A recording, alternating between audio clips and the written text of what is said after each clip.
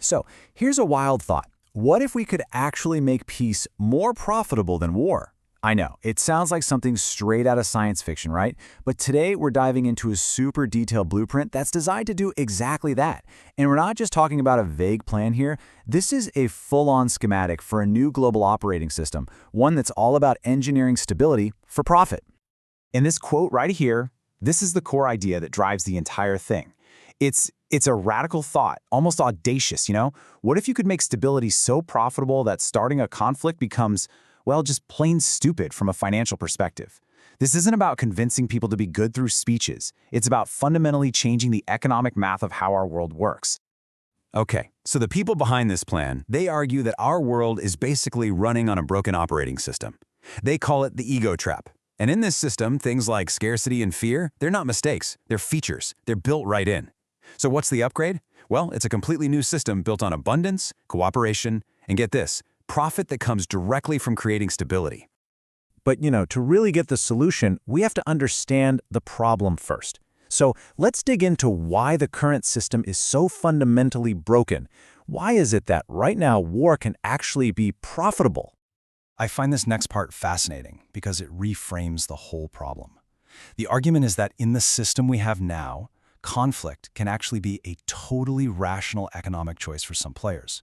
And that creates this vicious cycle of what they call mutual financial self-harm. Basically, we're all competing in ways that end up hurting everybody.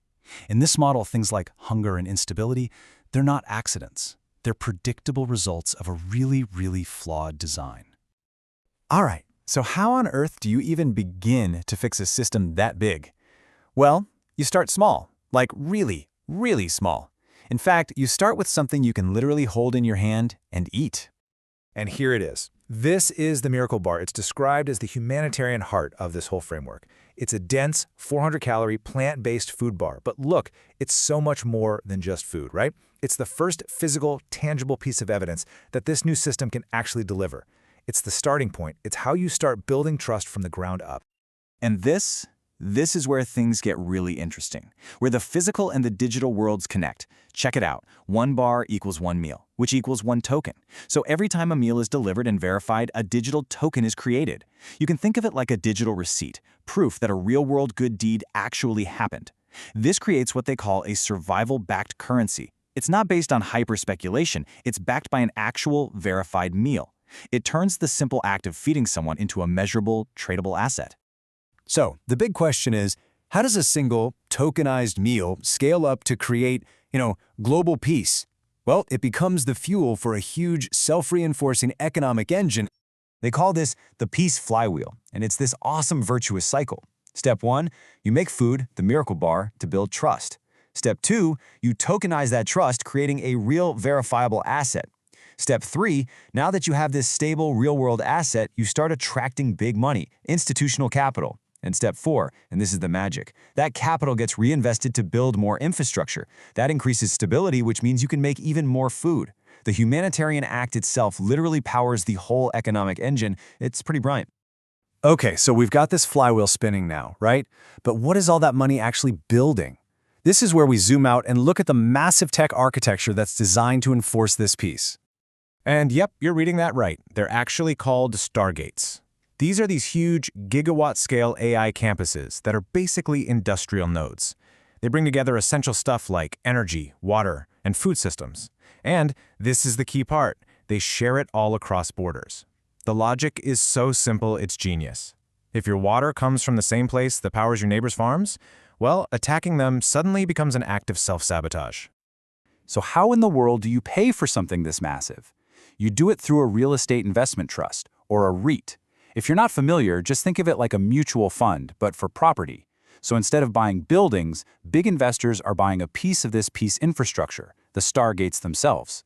This literally turns peace into a stable, get this, $30 trillion investable asset. And that attracts the big, long-term conservative money from places like pension funds, who make their profit from long-term stability. Okay, but what about enforcing the rules? Well, you don't do it with armies, you do it with money. This is where this thing called PCRMI comes in. It's described as the system's nervous system. It's basically an AI platform that is constantly pricing the behavior of countries in real time. So if a country starts acting up and destabilizing things, capital automatically pulls out, insurance rates go through the roof, investment just freezes. But on the flip side, if they do things that promote stability, a flood of new capital comes rushing in. It's basically governance by instant economic consequence. And this chart just lays it all out so perfectly. You can really see how the 4 layers all work together. You've got the humanitarian layer, the miracle bar. That's what builds the trust. Then the governance layer, the PCRMI. That's what enforces the rules. The economic layer, the REIT, that brings in all the money.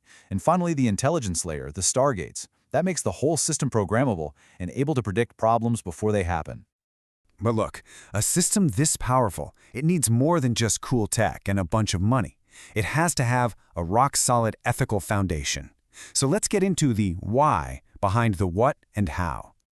Yeah, this is not some startup idea that was just sketched on a napkin last week. This is presented as a century-long mission. It's rooted in the legacy of a single family and a deep hope for all children. It all starts with Dr. Paul Goldstein. His personal story of survival against incredible odds became the foundation for what they call the human BIOS. Then, his son David took that survival instinct and actually translated it into code. And now his grandson Avi is the one leading the global deployment. It's a really personal human story that's driving this massive, planetary-scale project. So the question is, how do you make sure a system this powerful never ever goes rogue? Well, you give it an ethical bootloader. You know how the bootloader on your computer is the very first thing that runs when you turn it on? Same idea here. The Moses BIOS is the system's core ethical program. It's an immutable moral code, rooted in principles like justice, compassion, forgiveness. It's a hard-coded limit on the AI, designed to make sure it can never put profit ahead of people. And here's how that actually works in the real world. The system has this AI firewall that's always scanning for what it calls toxic intent. You know, things like ego, greed, extraction. So if it detects a decision that's driven by pure greed, for instance, it gets automatically flagged and rerouted through these forgiveness and compassion algorithms. Basically, these algorithms treat a bad intention like a system error, and they correct it, making sure the only possible outcome is one that's both profitable and peaceful. And this really gets to the core philosophy for the human beings leading the system. It's a total shift away from the constant, reactive, crisis mode politics we see today. Instead of wasting time arguing about who to blame, the goal is to proactively design and lead the story towards this future of engineered abundance. It's about being architects of the future, not just firefighters putting out today's blazes. I know, this all might sound like some far-off futuristic vision, but according to the source material, this is being built right now. So let's take a look at how this blueprint is actually becoming a reality on the ground. This right here is the ARQ-18 Royal Oasis pilot project in Portugal. It's a small 10-unit community that's completely off-grid. It's designed for what the tech world calls 5 nines reliability. What does that mean? It means power, water, and food are designed to be available 99.999% of the time. That's less than 6 minutes of downtime for the entire year. And it uses tech that's already out there, like Tesla Powerwalls for energy and advanced fog ponics for food. This isn't a theory. This is the real, physical ignition point for the whole piece flywheel. And get this, while the total vision is this massive $30 trillion thing, the starting point is surprisingly manageable. The estimated cost to get this proof of concept pilot up and running, just over €1 million. That really grounds the entire project, doesn't it? It makes it feel immediate and real. It just goes to show how the biggest visions can start with a single achievable step. I think the key takeaway here is really the sense of urgency. The architects of this system say the technology is already active, the blueprint is done, and the deployment is happening now.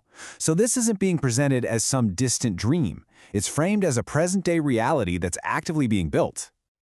And so, that leaves us with the final, pretty provocative question from the source material itself. With a plan this detailed and a mission this urgent, the question they're posing isn't if it's going to happen, but what role will you play in it? A really fascinating thought to leave you with.